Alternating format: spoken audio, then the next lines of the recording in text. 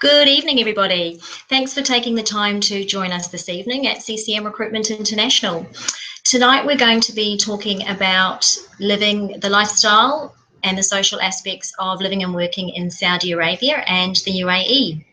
I'm Raquel Mitchell, recruitment consultant, and with me this evening is our colleague Sarah Neal. Welcome, Sarah. Hi.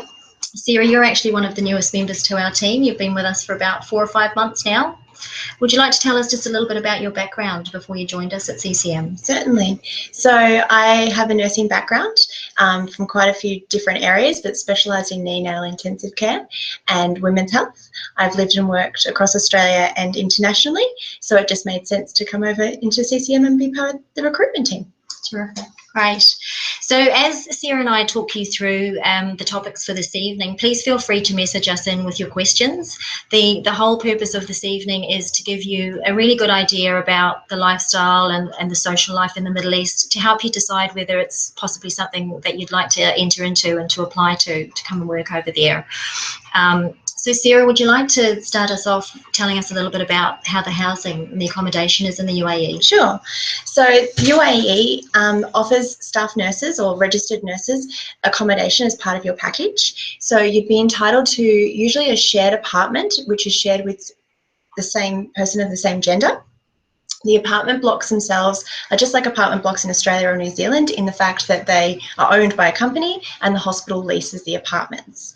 That means they're not part of the hospital and they're not on the hospital grounds. It also means that the people living within the building are your neighbours, may or may not be part of the hospital as well.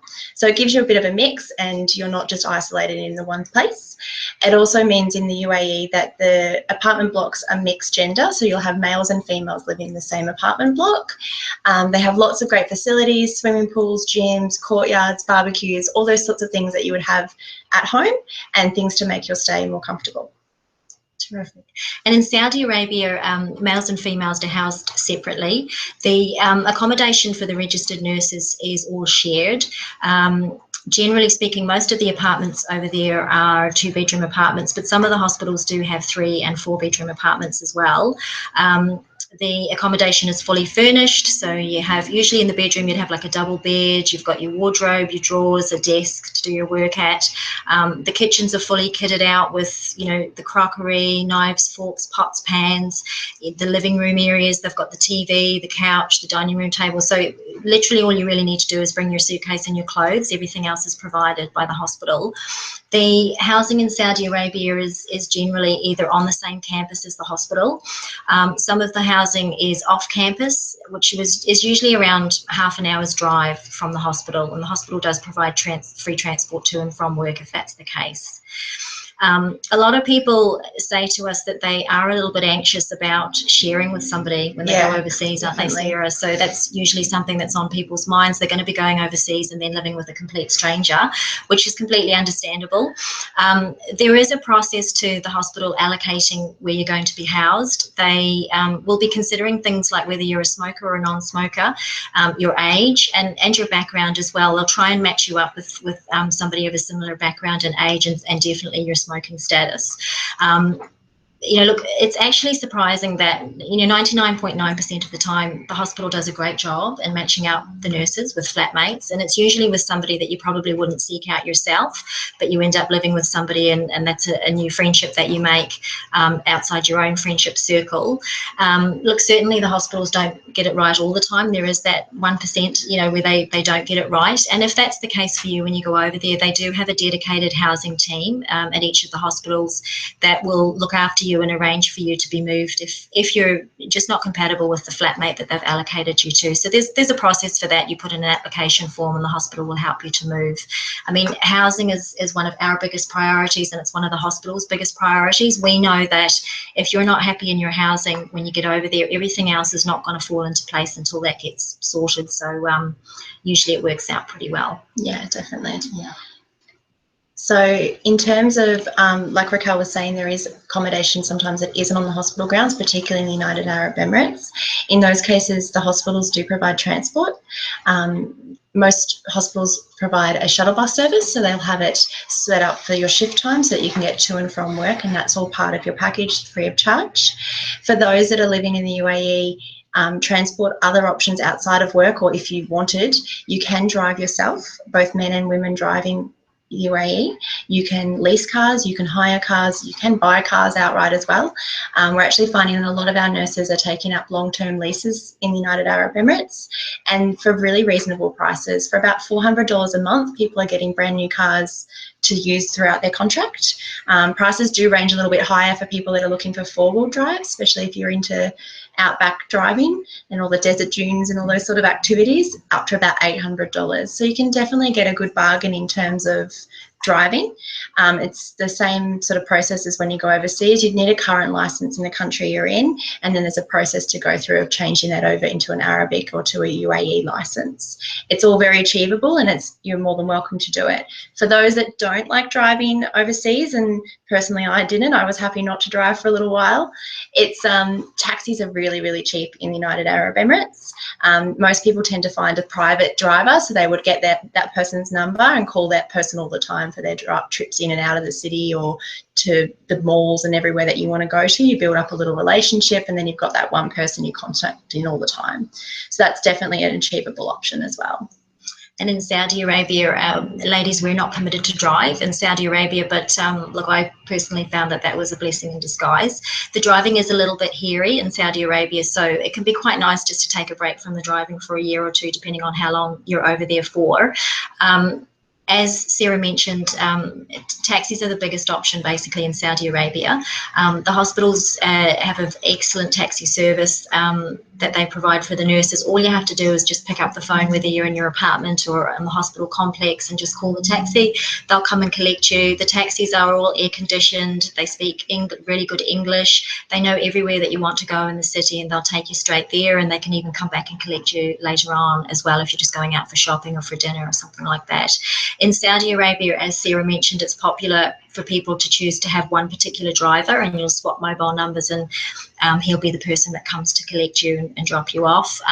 The one thing in Saudi Arabia to remember is that you don't sit in the front seat of the car, you have to sit in the back. So again, just something to get used to.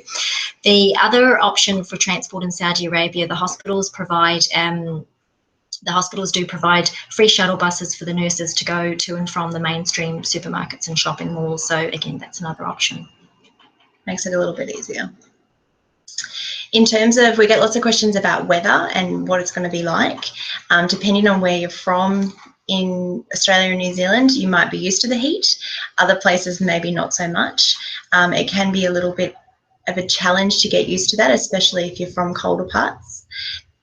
Everywhere that you live, work, go, shopping malls, everything is really well air conditioned. So you won't have an issue with being overheated at work or in your apartments. In fact, we get lots of reports of people being freezing. So you make sure you take extra layers as well. Other than that, you will adjust to the temperatures, and it's just a matter of getting used to it. And you'll find people do a lot more activities in the early morning or in the evenings. You work around it. Yeah. The average temperatures in Saudi are sort of in the 30s. In the summertime, which is July, August, September, it can get up to 55 and even beyond that as well. The two main places that we send nurses to in Saudi is Riyadh and Jeddah. They've both got quite different climates, even though they're in the same country in Saudi. So Riyadh has got a very dry heat. So girls, if you have always wanted to have straight hair, Riyadh is the place to live. My hair was dead straight when I lived in Riyadh, and I was delighted. If you go to Jeddah, that's on the coast, so it is a much more humid climate, so you definitely have to embrace the curls if you're going to live in Jeddah and bring the hair straightener. In Saudi Arabia, they do get a winter, and that's around December and January, and it gets down. The average temperature in winter is probably around 15 degrees, but it can get a bit cooler than that. That may not sound very cold to Aussies and Kiwis, but it is still the desert, so it's quite a cold winter in comparison when you're used to sort of 55 during the summer. It'd be a big difference. It is different, yeah. And that, I suppose, brings in the clothing factors. Just because it is a desert, you still need to adjust your clothing and have rounds for everything. So again, bringing those layers, especially for underneath your uniform perhaps and your scrubs, wearing singlets or vests underneath, making sure you've got options to keep warm inside buildings. taking shawls or scarves when you go to the cinema or dinners out. They're all good things to bring along with you. Other than that, in the UAE, dressing conservatively or respectful is definitely recommended. We always suggest, you can always bring your party dresses and your heels and everything as well, but you need to make sure that you're respectful of where you are at the time. Absolutely. In Saudi Arabia, if you're going outside of the compound, which you will all the time to do your shopping or to go out to dinner, you will, for the ladies, we need to wear the abaya when we go out. So that's just, it's like a dress that goes over the clothes that you're wearing, and it's really lightweight. It's made out of either silk or a light cotton, and in addition to that, it's not compulsory to cover your hair in Saudi Arabia, but we do advise for the women to always have a scarf in their purse when they go out, so that if you do go to the more local areas like the souks, the markets, those areas you may be asked to cover your hair because it's a little bit more local there. So you just need to have that scarf with you. But in the mainstream supermarkets and shopping malls now, you really don't need to cover your hair. It's a little bit more flexible than it has been previously. So shopping centres and shopping for groceries, everything else brings us to sort of the cost of living in the Middle East. In the United Arab Emirates, you can very easily spend lots of money. There's lots of activities and lots to do. There's lots of luxury items, designer malls, fine dining, so many ways to spend your paycheck in one go. But there's also a great opportunity for you to save money and to be very conservative with how you spend things. Your everyday grocery costs like bread and milk would be cheaper than here in Australia, very much cheaper. In fact, a can of Coke's like 30 cents. So things like that you can spend very easily without even realising. Of course, like we're saying, you can spend upwards of $400-500 to get your hair done in particular places. So it's all up to you how you spend your money and how you budget. And I suppose if you're going there to save money, if that's the goal, then you are a bit more aware of your money. Where if you're going to enjoy the lifestyle and not really fussed about the money, then you can go crazy. Absolutely. And then in relation to the culture in Saudi Arabia and the UAE, so when you're like the type of patients that you'll be looking after in Saudi Arabia will be local Saudi nationals. They may or may not speak English. Even if they do speak English, they may prefer not to in the hospital, which is absolutely fine. So the way you get around that is your ward clerks actually secondary interpreters for you. So the ward clerks don't need to come to the bedside when you're looking after a patient to interpret. They have intercom systems in the hospitals in Saudi Arabia, so you can go down to the patient room and be talking to your patient, and the ward clerk will be on the intercom system, and you can have a three-way conversation and they'll interpret for you that way. In addition to that, the hospitals do provide you with the little booklets which give you little phrases and words that you can use to learn specific to nursing and obviously looking after patients. So you can put that little phrase booklet in your pocket and carry that around with you during the day and during your shift, and maybe you'll just learn 1 or 2 words every day. You actually do pick up the language quite quickly because you're hearing it, and a lot of your colleagues that you'll be working with may have worked in the hospital for 10 or 15 years and they may speak quite fluent Arabic, and they'll help you as well. You certainly won't be able to communicate the way you normally do with your patients, but that's part of the package of going to the Middle East. It's just part of one of those things that you have to adapt to. And the hospitals have been employing nurses from English-speaking countries for over 40 years now, and it does work. It doesn't work perfectly, but we're nurses and we're good at adapting and just working through things like that. And that's part of the challenge, and that's part of the reason why a lot of people want to go to the Middle East, is because it is such a different culture. The littlest things that perhaps in Australian and New Zealand hospitals aren't so much of an issue. For example, male nurses looking after male patients only, compared to in Australia, you would sort of look after whoever was around unless there was a particular issue.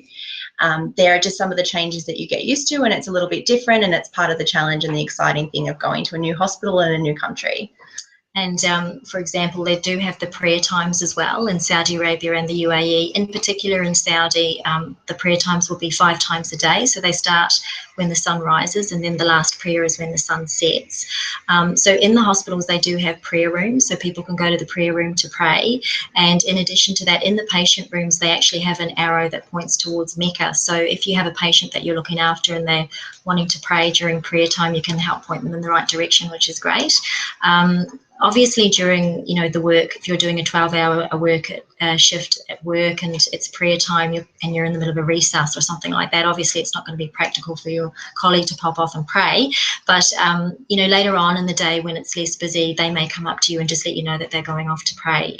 And they'll be gone for maybe about 15 or 20 minutes and then come back again after that. The same with people find the shops closed as well. It's something that we're not so used to, is that in Saudi Arabia, some local places in the UAE, but depends on where you are, will close for prayer time. So you could be in the middle of your grocery shopping, and if it's a very local place, they'll stop and you'll be sort of stuck inside doing your shopping and walking around while the attendants and the owners have gone to prayer. They then come back and then you're ready to put your groceries through the shopping trolley and off you go. So it's just a little thing that you adjust to, again, as part of the cultural differences. And before you know it, you sort of get to know the times and when it's happening and what you're going to do around it. Now, socially in the Middle East, we get asked about this all the time, don't we, Sarah? Yeah. So this is the fun part of going to the Middle East. Now, a lot of people sort of think that when they go to the Middle East, they're going to have nothing to do on their days off. They're going to be very focused and they're going to just study and work hard. And yes, you will be doing that, but there is a fantastic social life in the Middle East. Starting at the hospital level in Saudi Arabia, the hospital has a social club themselves, and they organise things each month for nurses to do. And that's a terrific way to start off when you first arrive into Saudi, to get to know a few more people in your workplace, and to get out and about and have a look around the city that you're living and working in, and to get to know a little bit more of the history as well. So they organise local trips. They also do walking groups and clubs and sports activities. They also do some international trips as well if you're wanting to go a little bit further afield, and that's a great way. So you join the social club for a very small fee and they'll send you out newsletters each month about that as well. Within the actual hospital and where you'll be living and working, the compounds are really well set out with recreation facilities as well. So they have swimming pools. There's a beautiful 50-metre swimming pool, for example, at one of the hospitals we recruit to, the King Faisal. If you're into lap swimming, you can do that. They also have the smaller 20-metre pools where if you're sunbathing around the pool on your days off, you can have a dip and hang out around the pool, and there's barbecue areas there as well. They have basketball courts, tennis courts. They run, classes such as yoga and Pilates. So all of those things are happening within the hospital. So you get to know, colleagues and people that are working there. But obviously, in addition to that, you do want to socialise outside of the hospital as well, and that's important. Just to sort of further your friendship circle a little bit outside of work as well. And there are clubs outside that you can join. So they have Riyadh, one of the cities in Saudi. They have the Riyadh Running Club, and if you're really into running, that's a great club for you to join. They do training. They even do marathons as well, believe it or not. They've learned when to run, like early in the morning or late in the evenings to do their training. And in Riyadh, where they have the diplomatic quarters where the embassies are, they have beautiful grounds there where you can go running or power walking or rollerblading. That's only around a 15-minute drive from the hospital. The diplomatic quarters are beautiful. The streets within that particular compound are tree lined, so it's a really nice place to go and do a run or a bit of a workout. They also have diving groups as well. So Jeddah, as I mentioned, on the Red Sea, that's where they do the diving. But they have dive groups in Riyadh where you can do your training in the swimming pools there, and then you can go off to Jeddah from Riyadh for the weekend and do diving as well. A lot of my friends, when I was over there, they were into the Latin American dancing, and that's really active in the Middle East. So there is groups for that in Saudi Arabia, but they often travel over to Abu Dhabi and Dubai and surrounding areas to do dance competitions. And again, that's a really good social thing that you might like to do. I suppose the UAE is very similar. It's similar to what you would have here in Australia and New Zealand. So if you're interested in netball or hockey, there's groups for you. It's just a matter of finding them. And we tend to find that we have lots of the links and lots of groups on Facebook, and we keep up to date with them. And we like to give our nurses a bit of feedback on what's around and the events that are happening. Again, there's social clubs within your units. So wherever you're working within the hospital, there's a lot of the apartment blocks, like we're saying, they're not necessarily run by the hospital, but there will be lots lots of hospital staff there, so you tend to find out there's lots of little social events and, again, groups on Facebook just for that apartment building. So that's a great way to keep up to date with what's happening. If there's a barbecue or if there's a group of you going to dinners, there's always social things happening in that sense. It is a little bit more like home in the fact that it's just a matter of finding it. You Google and find where you want to go, or there's a referral from a friend. Oh, we've got a spare spot on the netball team. Do you want to come and play? Lots and lots of options, just like at home. The UAE definitely has a big sporting industry. Soccer is huge. We've even had the Gaelic football teams been playing recently. Cricket's definitely big. There's lots of sports that you would get everywhere else. It's just a matter of finding the teams, and that goes for watching them as well. Going out in the UAE, there's lots of international hotels which have bars and even nightclubs, so you can still go do that sort of thing like you would in Australia. There's lots of private pools, private beaches. Again, some of them are owned by the hotels, so it's a matter of you go there for the day and you spend the day on the beach with the bar and the restaurants and everything else. Brunch is a big thing in the United Arab Emirates. People go for long brunches, and they're basically buffets of everything you could ever imagine, and amazing foods. There's fine dining, so many options. You really won't be spoilt for choice. Absolutely, yeah. The Middle East is well known for its great selection of food, and the Middle East, the people that live there, they love their food very much so. So you'll have all the selections. I mean, when you go out, you can eat out cheap and cheerful. They have Pizza Hut and McDonald's, but then they also have the really beautiful restaurants, and you can try something a little bit different as well. So there's something for everyone's price range. You can eat cheap and cheerful, or you can go expensive, as Sarah mentioned. The great thing about when you're in the Middle East as well is that the social life is for everybody. People go over to the Middle East at all different ages. So we send nurses over from their mid-20s up to mid-50s. And everybody socialises together. And we hear time and time again nurses saying to us, I hardly had a social life before I went to the Middle East, and now I just don't stop. And that's of all ages, all of the ages of the nurses that we send over, isn't it, Sarah? So it's one of those things where you might sort of be a little bit shy, but you will find that because people are so friendly and welcoming when you go over to the Middle East, you sort of get out of your shell a little bit more, and you will, take a chance and go and do some of these activities. And it really does, you need to be busy on your days off and really make the most of it when you're over there as well. And especially when you start off, the orientation groups for both countries are very intense. There's 4 to 6 weeks of orientation when you start in the hospital, and that'll include little things like Raquel was saying, showing you around the city and getting you to know a few people to start with, getting little things like your bank account set up and all the standard things that you'll need when you live overseas. But it's also a great opportunity to meet people straight away that are in the same position. So it may be someone that you might not have ever been friends with back home, but now actually you're in the same orientation group, and it turns out you're both from Melbourne and it works in really well, and you've got some similarities because you're both there together.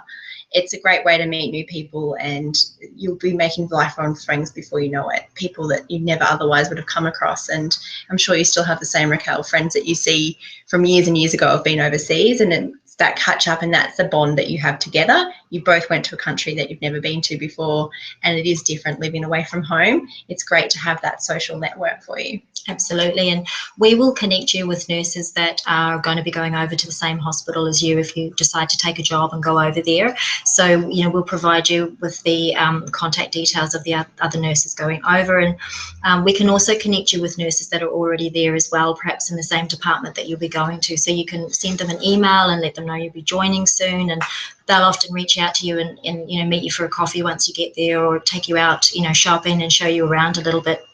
And in addition to that, you'll also receive an email around a week before you start from either your nurse manager or a buddy from the hospital, and they'll be welcoming you, and they'll give you their contact details so that, again, when you first initially arrive in that sort of first 24 to 48 hour period before you start orientation, you've got a go-to person. You've got someone you can contact that lives in the same building as you.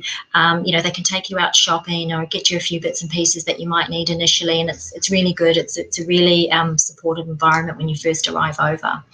And the other thing is we keep in touch with you once you travel over as well.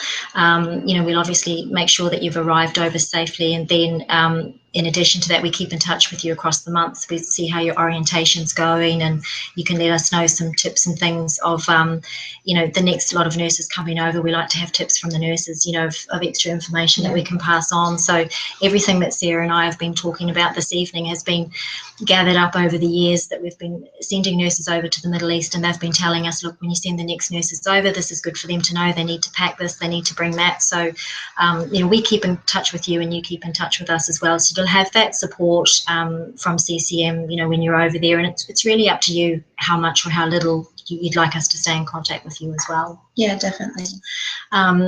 So hopefully that's given you a little bit more of an overview of the lifestyle and the social life in the Middle East. If any of this sounds of interest and you'd like to make an application, all you need to do is jump onto our Facebook page and send us a message, and we can send you all the details. We actually have quite a few events coming up as well that might be of interest for you between now and Christmas. We're actually very busy. We're about halfway through our CCM road trip, so we could be coming to a city near you very soon. So we're going to be in Melbourne on the 15th of November, and then we'll be in Adelaide on the 29th of November, and then we're going across the ditch to New Zealand, and we'll be in Auckland on the 6th of December. So that is our CCM open days, and they are very informal. It's just an opportunity for you to meet with us. We'll be giving you free information packs to take away with you that talks about all of the locations that we recruit to, and gives you all that information that you might be interested in. And you can bring your friends along if they're sort of talking about heading overseas for next year. I'm sure people are sort of starting to wonder what they're going to be doing in 2017, and it's a perfect opportunity to meet with us and get a little bit more information. And you can ask us any questions at all that you'd like to know. It's also a good opportunity for you to meet with other nurses, isn't it, Sarah, and sort of network a little bit. It's nice to know that you're not the only one that's thinking about the Middle East or wherever it may be overseas. And sometimes it's that's what you need, that reassurance of someone else is interested in, and hey, there is someone just like me and they've never been, and I won't be the only one. It's nice to see that. And of course, hopefully those connections work out and you could be traveling together. Absolutely. We also have one more event coming up before Christmas, which is we have Kate Heath, who is the recruitment director of the King Faisal Specialist Hospital, which is in Riyadh in Saudi Arabia. So Kate will be coming over in December to hold information evenings and also opportunities for nurses to be interviewed that would like to work at the King Faisal Hospital. So Kate gives an excellent presentation about the King Faisal Hospital. She'll show you pictures of the housing, the accommodation. She also talks about the saving opportunities, which we know is important for people to find out a little bit more about. So she'll go through the saving potential depending on whether you go over for 1 year or 2 years, 2 years or even longer than that. So Kate's going to be in Australia. She'll be in Sydney, Brisbane and Melbourne, and then she'll also be in Auckland, and that's between the 7th and the 13th of December. So again, if that's something of interest, just jump on our Facebook page and we can send you all the details about that as well. So we will be holding another webinar coming up, and please feel free to message in your suggestions for our next topics for the next webinar. Again, this is all about providing information for you guys to help you make your decision on what's the best overseas location for you to go to. So we welcome your comments on that for our next webinar topic. Definitely. And so thank you all very much for joining us this evening. We hope you found that helpful, and thanks for your time as well, Sarah. Yes, you too. So good night. Good evening, everybody. Thanks. Bye.